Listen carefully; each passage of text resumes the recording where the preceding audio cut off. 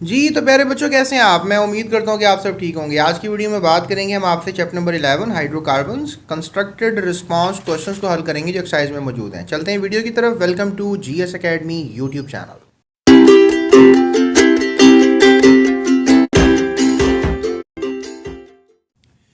जी तो बच्चों, पहला क्वेश्चन किया जा रहा है जी कि why do alkanes show little reactivity towards the other reagents. कि जो अल्केन्स होते हैं वो कम रिएक्टिविटी शो करते हैं दूसरे रिएजेंट्स की तरफ।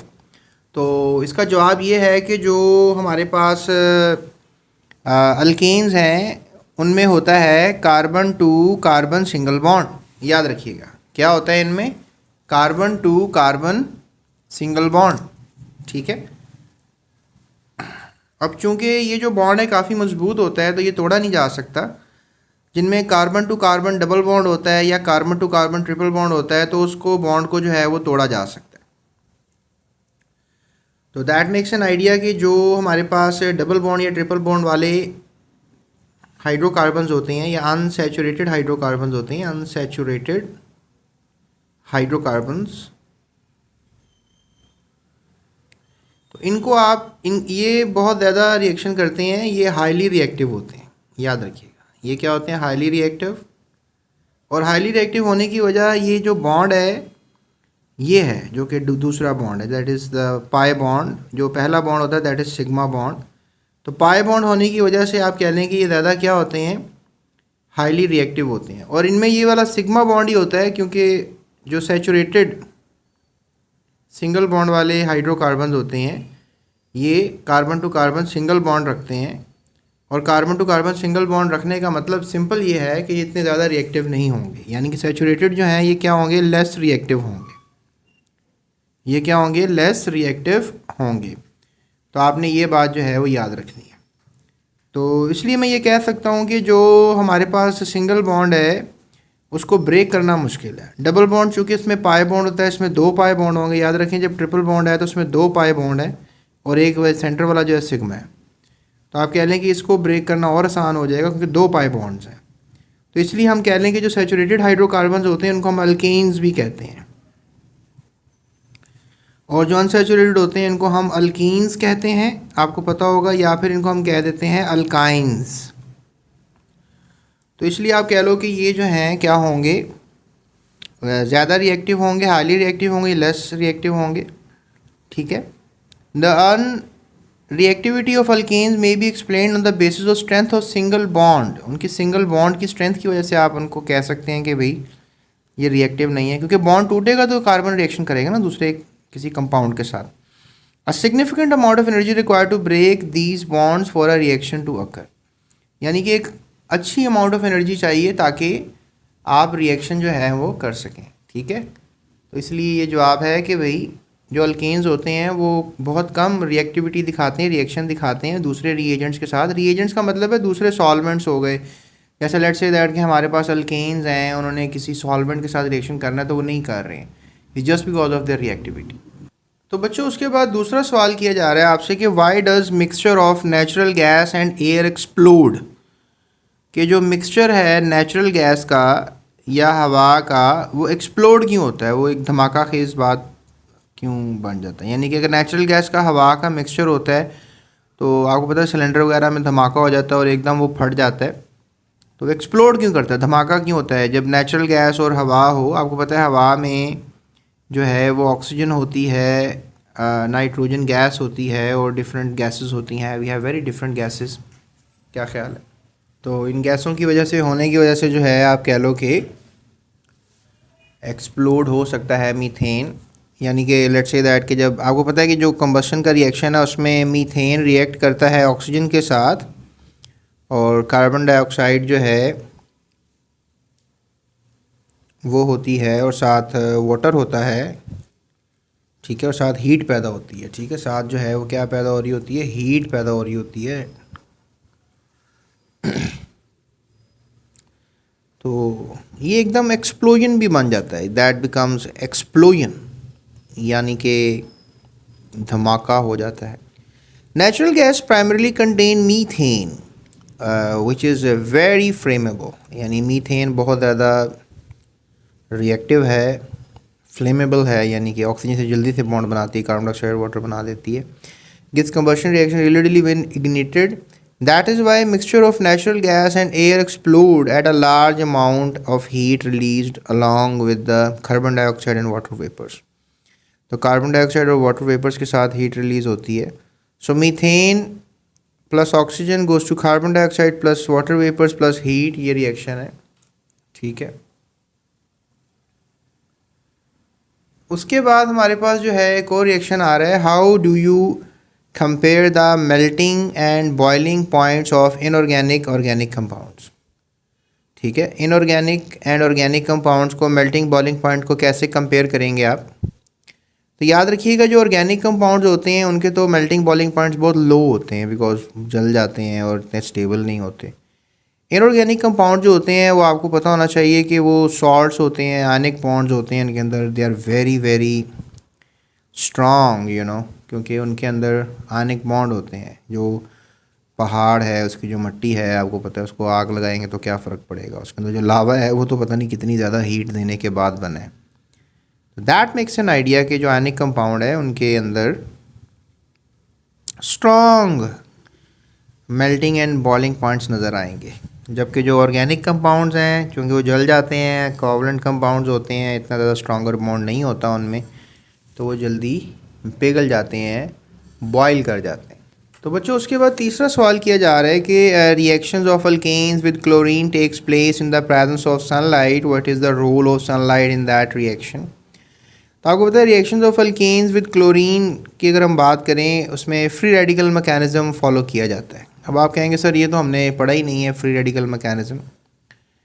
चलें आपको समझा देता हूँ कि लेट्स से दैट कि हमारे पास मीथेन है, अगर लेट्स से दैट हम इसका रिएक्शन कर रहे हैं, तो अब आपको पता है कि जो मीथेन है उसके साथ बेसिकली 4 हाइड्रोजन अटैच, उसके साथ मीथेन के साथ क्या अटैच हैं, 4 हाइड्रोजन। तो एकदम ये टूटेंगे तो ये बेसिकली पार्टिकल जो है मीथेन पार्टिकल ये कन्वर्ट हो जाएगा मीथाइल पार्टिकल में। अब ये वाला जो हाइड्रोजन है जिस पे यूवी ने अटैक किया, अल्ट्रावायलेट ने अटैक किया, तो ये अलग हो गया, तो ये हाइड्रोजन फ्री रेडिकल बन गया और ये मिथाइल फ्री रेडिकल बन गया। और फ्री रेडिकल्स पे आप डॉट का निशान लगाते हैं, इसको कंडेंस करेंगे तो CH3 डॉट ऐसे कर देंगे प्लस हाइड्रोजन डॉट कर देंगे, ठीक है। अब क्लोरीन का, चूँकि क्लोरीन के साथ जो है वो सिंगल बॉन्ड होता है, अगर इस पर भी लाइट आके UV लाइट आके स्ट्राइक करती है तो ये भी जो है बॉन्ड ब्रेक हो जाएगा into a chlorine free radical plus chlorine free radical. तो आप इसको कह सकते हैं 2 क्लोरीन फ्री रेडिकल्स। डॉट आप अमूमन इधर ही लगाते हैं, मैंने इधर लगा दिया। So this makes an idea of free radicals. तो क्या होता है फिर ये फ्री रेडिकल्स जो हैं वो जाकर अब इधर अटैच हो जाएगा तो क्लोरोमीथेन बन जाएगी, ये फ्री रेडिकल जाकर इधर अटैच हो जाएगा तो HCl बन जाएगा, और इस तरह फिर रिएक्शन होना शुरू हो जाएगा। तो ये सनलाइट जब गैस पे गिरती है, मीथेन गैस पे या क्लोरीन गैस पे, this called chlorine gas and this called methane gas, तो जब गैस इन पे गिरती है, सॉरी सनलाइट जब इन पे गिरती है तो तब ये फ्री रेडिकल्स बनते हैं और फिर फ्री रेडिकल्स आपस में टक्कर मारते हैं और उनका रिएक्शन होता है।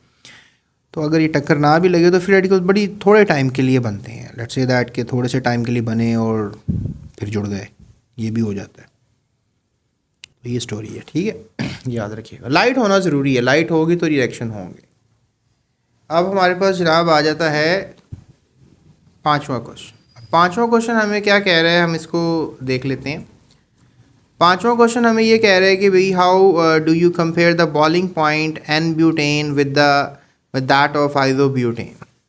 अब दोनों का बॉइलिंग पॉइंट का कंपैरिजन किया जा रहा है कि जो बॉइलिंग पॉइंट है एन ब्यूटेन का, उसका क्या कंपैरिजन है आइसोब्यूटेन के साथ। यानी कि ये दो स्ट्रक्चर्स आपके सामने जो मैं बना रहा हूँ, ये जो भी मैंने स्ट्रक्चर बनाया है आपके सामने, that is the structure of n butane, straight chain butane, क्योंकि इसमें कार्बन टू कार्बन जो है वो स्ट्रेट चेन है। और अगर लेट्स से दैट मैं यही आइसोब्यूटेन बना दूं तो यहाँ पर क्या होगा, स्ट्रेट चेन में जो हैं वो 4 हो जाएंगे, या सिंपली क्या स्ट्रेट चेन में जो हैं वो 3 हो जाएंगे, फॉरगेट अबाउट दिस।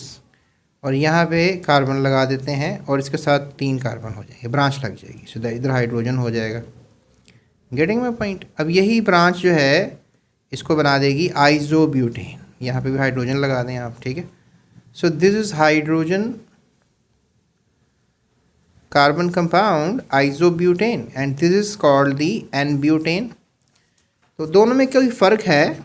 अगर लेट्स से दैट हमारे पास ये बीकर है, इसमें ये वाला कंपाउंड पड़ा हुआ है, और ये बीकर है हमारे पास और इसमें ये वाला कंपाउंड पड़ा हुआ है, तो क्या इनके मेल्टिंग बॉइलिंग पॉइंट में कोई फ़र्क होगा?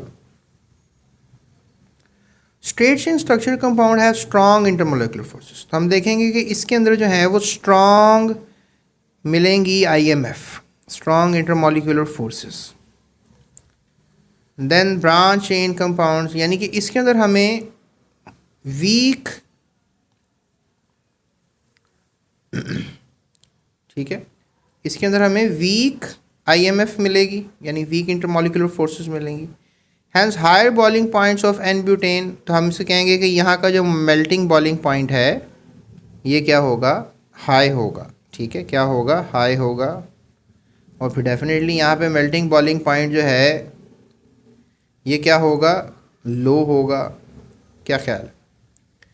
यानी कि ब्रांच का लो होता है, और यानी कि जो पेट्रोल जलाना है हमने गाड़ी में वो स्ट्रेट चेन वाला नहीं होना चाहिए, ब्रांच होना चाहिए। यहाँ से ये नसीहत मैं आपको दे सकता हूँ, मतलब नसीहत ना सिर्फ केमिस्ट्रिकल नसीहत, you know. While isobutane has a straight chain 3 carbons with 1 carbon as a branch, so n-butane has higher boiling point than isobutane, ठीक है। यहाँ पे आइसोब्यूटेन की बात हो रही थी कि आइसोब्यूटेन में क्योंकि ब्रांच है तो n-ब्यूटेन का हायर बॉइलिंग पॉइंट होगा कंपेयर टू द आइसोब्यूटेन। तो ये हमारे पास का जवाब था। तो बच्चों उसके बाद एक सवाल किया जा रहा है अब हमारे से, why are organic compounds not generally soluble in water.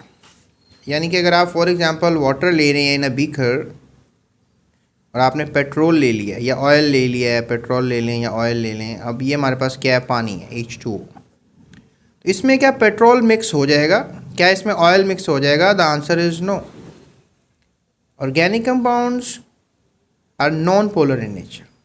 ये जो कंपाउंड्स हैं ये क्या हैं? नॉन पोलर हैं, इसलिए ये किस में हल नहीं होंगे? पानी में हल नहीं होंगे, क्योंकि पानी क्या है? पोलर है। So according to the general principle of solubility, like dissolve like. तो नॉन पोलर पोलर, तो ये लाइक डिजॉल्व लाइक वाली बात नहीं, यानी लाइक ये दोनों अगर सेम हो तो ये लाइक हो गया। यानी कि लेट्स से दैट कि अगर आप घर में आपके ऑयल है, करके देख लीजिएगा, आपके पास घर में क्या है? ऑयल है, और आप पेट्रोल ले लें, बाइक से निकाल लें, तो ऑयल में पेट्रोल मिक्स हो जाएगा, क्योंकि पेट्रोल जो है वो नॉन पोलर है, ऑयल भी क्या है? नॉन पोलर है।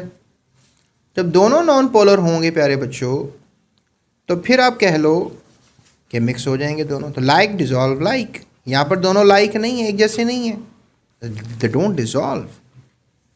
While polar compounds soluble in polar salts, as water is polar solvent, so generally organic compounds are not soluble in water. Organic compounds पानी में। तो ये एग्जांपल अगर आप याद रखेंगे तो यही जवाब है इसका, यही है constructed response of this question. And I hope so कि आपको इसका जवाब मिल गया होगा। ये था हमारा जवाब। अब चलते हैं अगले वीडियो की तरफ, जिसमें हम जानेंगे about the investigative questions, descriptive questions. YouTube search bar पे आप कीवर्ड्स लिख के GS Academy लिखें तो हमारी वीडियो मिल जाएगी, या डिस्क्रिप्शन में लिंक है, वहाँ से फॉलो कर लें। इसके अलावा अगर आपको नोट्स चाहिए तो डिस्क्रिप्शन में भी नंबर है। इसके अलावा आपको स्क्रीन पे भी नज़र आ रहा होगा, माइनर सी अमाउंट पे करके आपको नोट्स भी मिल सकते हैं। So that's it, thank you so much, अल्लाह हाफ़िज़। Thank you for watching GS Academy.